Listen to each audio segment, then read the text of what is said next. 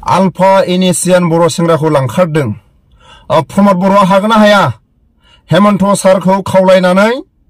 forest बर'जों contact खालायनानै बर' सेंग्राखौ उदां खालायनांगौ प्रमद बर' सार हागोन ना हाया रविबार पुटिनिका अरुणाचल हेमन्त तिनिचुकियार পৰা যি মানে অপহৰণ কাণ্ড হৈছিল ইয়াৰে এজন হৈছে চন্দন নাৰ্জাৰী ঘৰটো হৈছে আমাৰ ইয়াৰ গহপুৰৰ বৰপুখুৰী শ্যামপুৰ গাঁৱৰ হয় ভিডিঅ'नि फुटिसा एसेबाबो बुजिखाबाय आंनि चेनेलनि नायगिरि गेदेरमा रायजो राजा प्रमद बर'आ सानसेमा बुंदोंमोन सोरबा आलफा सोरबा इनिसियान गुबुन गुबुन हाथियार हमग्रा आफादा प्रमद बर'खौ जोबोद बाखनायदों बिटिआर एकर्डखौ बोरै खालायनो हाखो दिनै सासे बा साननैसोनि सिगां नागालेण्ड अरुणाचल हाजो नामा बे जायगानिफ्राय सासे बर' सेंग्राखौ आरो माखासे माने 6 जन नामा गुफुर हालामनि सासे बर' सेंग्राया गारि सालायनो थाखाय थाहैदोंमोन आलफा नङाबा इनिसियाना लांखारदों होननानै सन्देह खालायदों आरो सन्देह माने दा सोर दंबावो गोख्रों आफादा आलफा आरो इनिसियानल'सै बिनि थाखायनो दिनै प्रमद बर'आ हागोन ना हाया सासे बर' सेंग्राखौ इनिसियान बा आलफाया लांखारदों होननानै बिथांमोनखौ सासपेक्ट जादों दिनै प्रमद बर'आ बुंनो हागोन ना हाया हेमन्तखौ बुंहर फरेस्ट बर'जों सावरायनानै बे बर' सेंग्राखौ थाबैनो थनहरनांगौ हागोन ना हाया प्रमद बर'आ जेब्ला बिटिआर एकर्ड खालायदों अब्ला बुंदोंमोन माथो फरेस्ट बर'आ बाखनायदों प्रमद बर'खौ बा इनिसियाननि माखासे जायफोर दैदेनगिरिफ्रा गुबुन गुबुन आफादफ्रा प्रमद बर'खौ कन्टेक्ट खालायदों जोंनिखौबो एकर्ड खालायना होदो जोबोद मोजां बिनि एकर्डखौ खालायना होबाय आरो आलफाखौबो खालायना हो इनिसियानखौबो खालायना हो गुबुन गुबुन आफादखौ खालायना हो होननानै प्रमद बर'नो सानसे समाव फन हरनाय बा फन हरदों जानो हागौ दिनै खावलायदो हेमन्त सारजों रायलायनानै बर' सेंग्राखौ जाय इनिसियान बा आलफाया जुदि लांखारमारदोंबा गुफुर हालामनि सासे बर' सेंग्राया गारि सालायनो होननानै बा डाम्पार बा जिसिबि सालायनो थाहैनाय जाय ड्राइभार मावनानै थाहैनाय गुफुर हालामनि सासे दुखुथिया न'खर आलाय सिलाय गाबलाबायदों बर' बिमाया मा जादों माबोरै दं अरनबारि गेजेराव लांनानै मा जाहोदों माबोरै दोनदों प्रमद बर'आ बुंनो हागोन हाया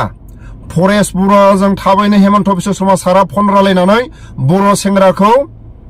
हगारनांगौ लासै लासै नाख्रेबबोबाय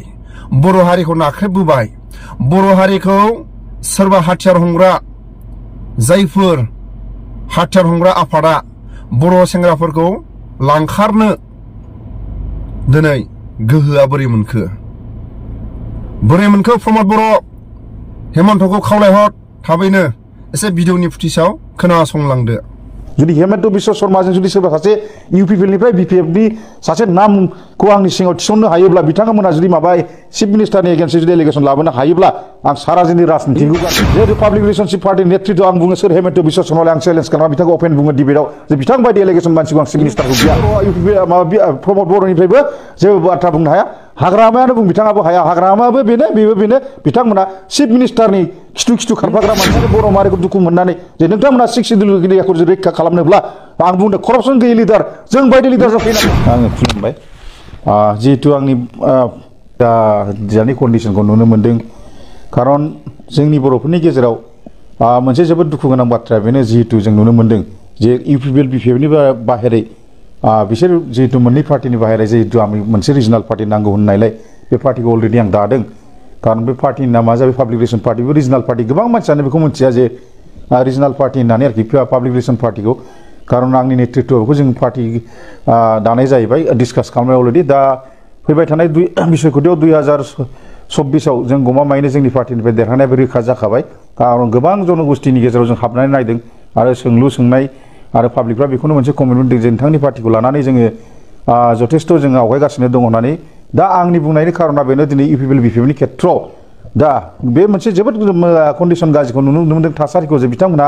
हाजिरा सिस्टेम लानानैसो ओरैबा ज' जाय गिदिंगासिनो दं आरोखि खारन बिथांमोना गावसोरनो आं ग्राउन्ड लेभेलाव थांनानै नायबाय जे बिथांमोना एकदम थासारिया जोबोद गाज्रि दा गतिके आंनि बुंनाया दिनै बेखौनो आं बर' माहारि आरो जोंनि रायजो राजा आइ आफा बिदा फंबायखौ मोनसेल' खावलायहरनो सानो जिहेतु दा नैबे थासारियाव नुनानै जे पाब्लिक रिलेशनशिप पार्टिखौ नोंथांमोना फैनानै जथेस्थ' जोंखौ हेफाजाब होफैनायनि थाखाय आं गोजोननाय फैदों जे माखासे गोदान निउ जेनेरेसननि सेंग्रा सिख्लाफ्रा मानो होनना बुङोब्ला दिनै इउपिपिएल बिपिएफआ मा सिस्टेमै बे पार्टिया बोरै फैया बेखौ आं बुंनो सानबाय गासिबो बुंनो थाङोबा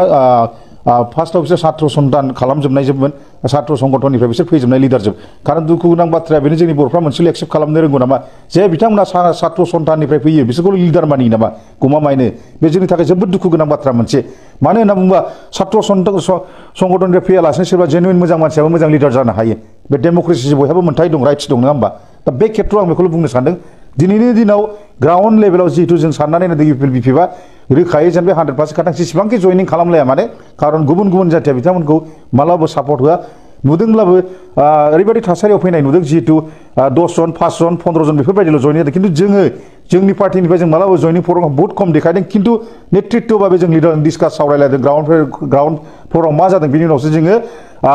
स्टाडि खालामनानैसो जों मिडियायाव ओंखारो दा बे खेत्रआव आं ओंखायनो बुंनो सानदों दिनैनि दिनाव जों फैबाय थानाय 2024 आव देरहानाया बे रोखाखा इउपिपिएल बिपिएफ दा हाग्रामानि नेतृत्वआव जे बिपिएफआ 17 बोसोर सालायनानै थांबाय बिथांनि आमोलावबो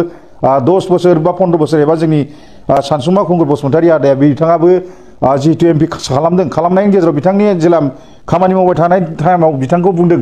प्रटेक्टा जनगोष्ठीफ्रा बिथाङा थाइसेबो एमपि फान्डनिफ्राय खामानि मावनो हायाखै दिनैसिमबो नुवाखै एबा जोबोद दुखु गोनां बाथ्रा बिनि उनाव हिरा सरनायाव फ्रड थगायसुला बायदि बिथाङाबो अना बर' दानानै बिथाङाबो 10 बोसोर पाब्लिकखौ सोबख'ना थांदों बिथांनि एमपि फान्डआबो थाइसेबो गैया दा गतिके फैबाय थानाय दिनाव जोंखौ इउपिएल बिपिएफखौ मालाबा फोथायनो हाला ओंखायनो बिनि बादै जोङो मोजां पार्टि जुदि फैयोब्ला जे रिजनाल पार्टिफ्रा जथेस्थ' जोङो मिलायनानै बे रिजनाल पार्टिजों मावनानै दांनानै जागोन होन्दों आरो मोनसे खोथाखौ बुंदों आं जेला गुरखा सम्प्रदायनि मानसि रायलायदों आरो राजबंशी मानसिजों आदिबासिनि बिथांमोनहा बुंदों नोंगौ रिजनाल पार्टिनि बाहेरा बे 6 शिड्युल एरियायाव नोंथांमोननि जनगोष्ठी बा जोंनि जनगोष्ठीयाबो होनानै जेबो लाब गैया जे नेशनेल पार्टिनि थाखाय दा गतिके